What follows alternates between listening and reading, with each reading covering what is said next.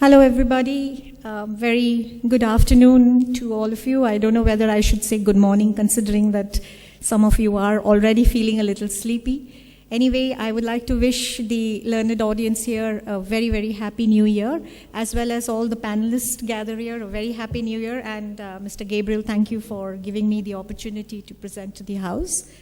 The choice of my topic, as of course I didn't have the first mover's advantage, being a little lazy, so I decided that I would be talking under the broad umbrella of design, law, and utility model protection. I would be focusing on the socio-economic aspect about why a certain law needs to be adopted, in this case, these two particular laws. And I would concentrate mostly on the incremental innovation aspect that India is completely familiar with. So I wanted to, give a kind of a background. The reason being very simple, that at the end of the day, any law is always in response to a situation, be that a socio-economic aspect or be that political. And we have to be mindful about the needs of the people and the terrain in which we are living. So the law has to be changed accordingly. These are my thoughts. Of course, we will leave the House with enough to ponder upon as to what changes could be made, what amendments could be brought into the country for a better India. However, all of you are already familiar with the government agenda of Make in India policy, where time and time again the Prime Minister of India is emphasizing and calling upon the people to dwell on making a new IPR policy, and in which some of these thoughts that I'll be sharing with you today have already been incorporated, as I understand it. As of news report on 29th of December last year, already there is an announcement by the Secretary DIP, Amitabh Kant, who says that the policies will be now placed before the cabinet within this month. So hopefully we can be looking forward to some good changes. With this, I begin my presentation, taking off from where Anubhav left us all with some thoughts. And I have just designed a few of the contents here as to what will I be specifically covering. One is understanding specifically the incremental part of the innovations and what kind of intellectual property lies in incremental innovation and what are the issues basically with that. Then we look into the aspects of what kind of protections can be given to incremental innovations in the form of utility models. Utility models, what kind of benefits and pitfalls that they have. In particular, I was asked to take features of the Australian utility model, since the other speakers on the panel would be dwelling on the utility models adopted in other countries or other parts of the world. I further was to decide and talk on the rationale for design protection, but somewhere in the hierarchy, I thought I would be a little, behind the others. So I did not dwell much on design protection, but nonetheless, I will speak about it, but it's there before you to see. And lastly, I would be covering what is called as the second-tier protection and the benefits of that for India. So I'm looking at innovation, and as all of you know, appreciate, and it was said in the morning, that innovation is a much bandied word. Everybody seems to be talking about innovation, but none of us are very, very certain as to how do we protect all kinds of innovation. So there could be large innovations, there could be small innovations. The question that arises is the moment the word innovation is placed before us, we kind of, somewhere in the subconscious, link it to invention. And therefore we think that all innovations are patentable. That's a fallacy. First of all innovations need not be inventions. Second, if they are inventions, then the question arises, are they patentable inventions or not? Third, if they are patentable inventions, then we further examine to see, is that an incremental innovation or not? Incremental innovations are not patentable. So there are lots of things to be examined over here, and that's exactly what we will be taking into. I've made a small definition of incremental innovation, which says that it's a change that builds on a firm's expertise in component technology within an established architecture. So when we are talking or using the word incremental, it means small additions, minor changes that have been made. That's the perception about incremental innovations. Again, one needs to point out that incremental innovation could also have a very important impact or a large impact, and therefore it depends on how it has to be presented for us to get a patent, if at all.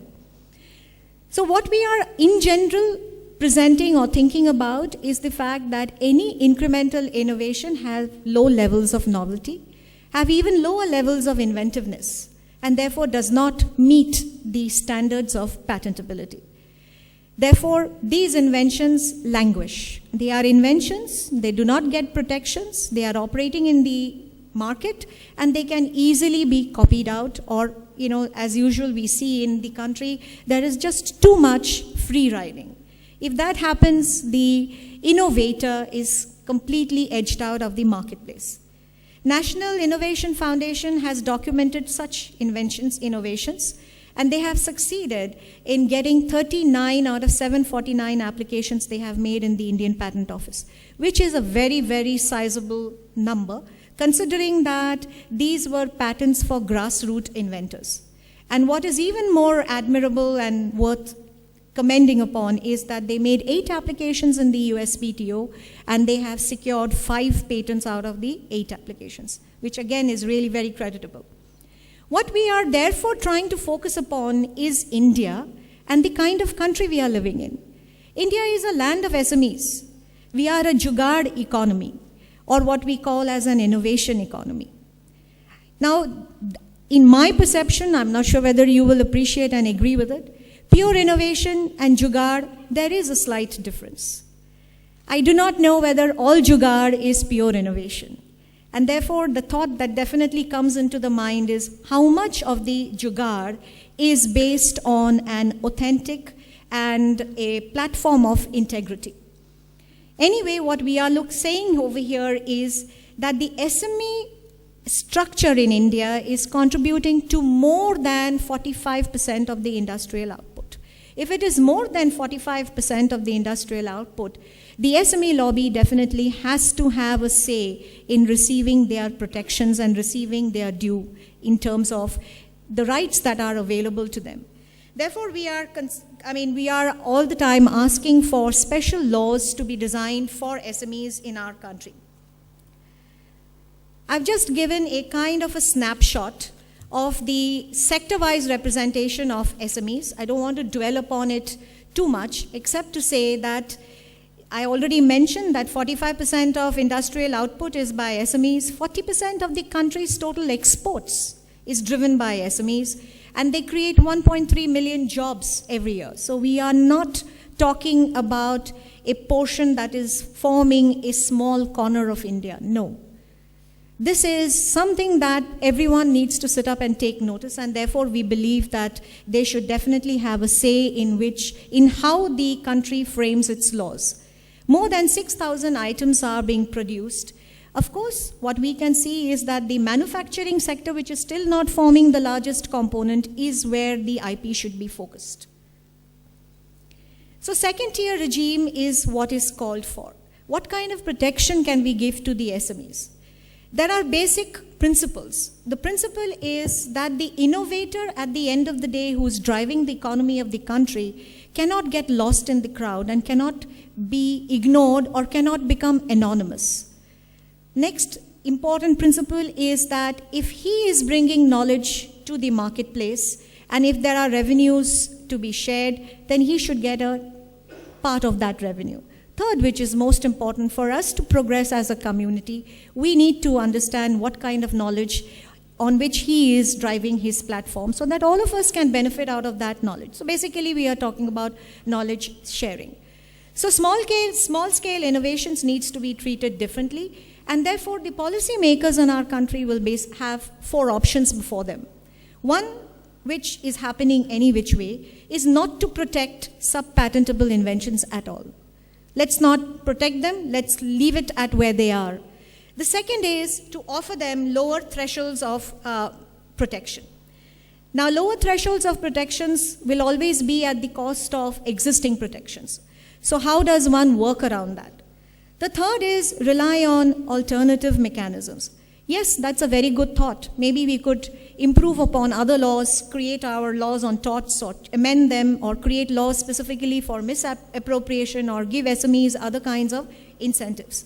The last and the best options for us to work on is to introduce specific systems for protecting as alternative mechanisms. Those specific systems is what we are talking about today. That is, create a system of utility model as pointed out by Anubhav, which India does not have and India proposes to have. And of course, to bring design law to the SMEs in such a way that makes it very friendly for them to adopt and protect their innovations. Coming to utility models, what we are saying is that they are some at perhaps a rung or a hierarchy lower than the patent law. So we are looking at giving them affordable protections with not such stringent norms that are there for patents. So when we are looking at utility models, what we are saying is give them patent-like protection without the criteria of patentability. Many of the innovations meet the criteria of novelty, but inventive step they are not able to match. Furthermore, if we put SMEs through the same rigor of inventive step, examination, costs, opposition, all of this would make their lives miserable, which is also a reason why most of the SMEs in India are patent shy. They do not want to file a patent for the extremely tedious, tardy processes that are involved, capital intensive, as also the fact that the law itself is beyond their understanding. So a second kind of a patent system, an alternative patent system offering a cheap mechanism to them with no examination, seems to be working in favor. Now what we are noticing is that there are many countries in the world that have adopted the utility model regime. They are referred to by various different terms, as I have pointed out in my slide. So Australia calls it an innovation patent, Malaysia calls it an utility innovation, France calls it a utility certificate, Belgium calls it a short-term patent, which also gives you an idea of what I just said, that it's a level lower than the normal system of patenting, but it's a system akin to that. Then Germany calls it whatever, I do not know how to pronounce it. And then we have Vietnamese system of calling it utility solutions. So there are so many different names, but the fact remains that many countries in the world obviously found it useful to adopt an utility model system to encourage its SME lobby or the small sector or the small scale inventors, innovators. The next slide I have prepared just to give, and as I thought I would be a speaker a little behind the others, so I prepared the slide just to give you a comparative snapshot of some of the regimes in the world who are using the utility model. What are they protecting in each of the regimes? And what are the total number of IPR protections available to an innovator in terms of technology? I specify in terms of technology. I'm not getting into expressions and trademarks and things like that. So when we are looking at Australia, it protects new device, substance, method or process, except for animals, plants, and biological processes of their generation. China, as will be covered by my colleague here, any new technical solution relating to the shape, structure, or their combination of products, which is fit for practical use. Germany, any technical, again covered by Dorothy, any technical inventions except for inventions relating to processes. Then we have Japan, which is very interesting, which says a device that is related to the shape or structure of an article or combination of articles, industrially applicable and characterized by creative technological concepts. Korea is exactly similar to what Japan says.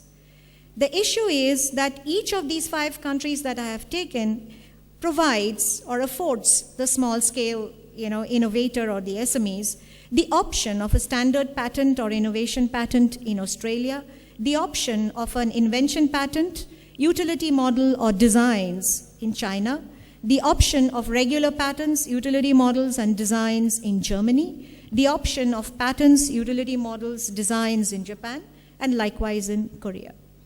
So what we are wanting to bring it up again and again and focus on is it's time that India also has an utility model system for its small sector industry. This is the international scenario where we have taken the top 10 offices and to show the kind of applications that they have received for their utility model protections. It's obvious, it's there for you all to see. Likewise, even the smaller nations, they do not have such a large volume of applications, but they do have applications